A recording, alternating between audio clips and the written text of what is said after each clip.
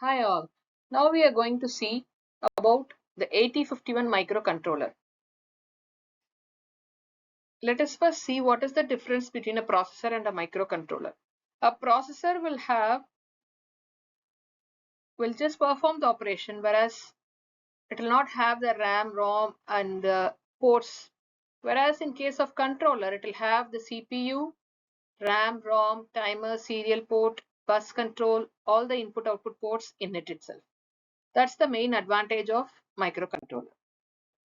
So this is another way of representing the microprocessor and microcontroller. So just the CPU will be there, where all these are out.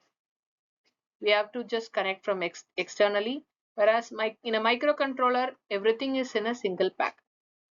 And these are the different uh, families of microprocessor and microcontroller.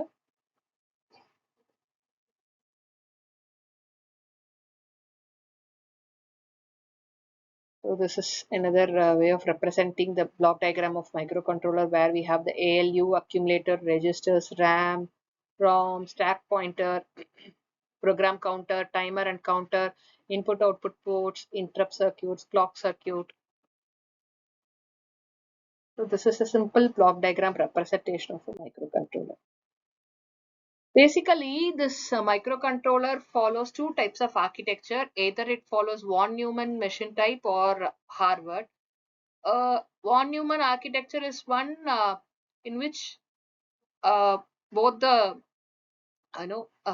data and the address bus are done in the same path, or it is stored in the same memory.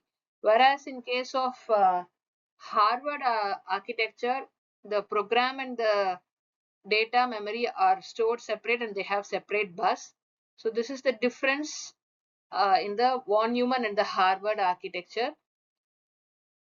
This Harvard architecture was actually developed to overcome the bottleneck issues of the von Neumann architecture. So these are the different features and a comparison of von Neumann architecture and the Harvard architecture. So flexibility, compared to the flexibility, von Neumann is having higher flexibility, whereas Harvard has the limited flexibility.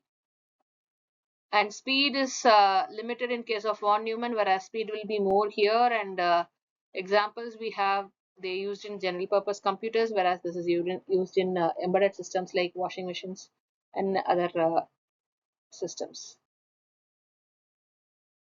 So 8051 microcontroller as a whole is a small and low cost microcomputer, and it is designed to perform a specific task. It's an 8-bit data bus built in with 40 pins, dual in package. And it also has an internal RAM of 128 bits and a ROM of 4K bytes. And of these 128 byte internal RAM, only 16 bytes are bit addressable. The rest must be accessed in byte format. Let us now see some features of the 8051 microcontroller. So it's an 8-bit CPU, whereas data pointer and the program counter are 16-bit.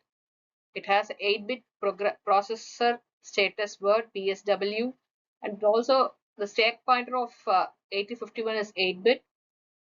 On-chip internal RAM, as I mentioned earlier, it is 128 bytes data memory, and the ROM, which is 4 kilobytes, it's a program memory.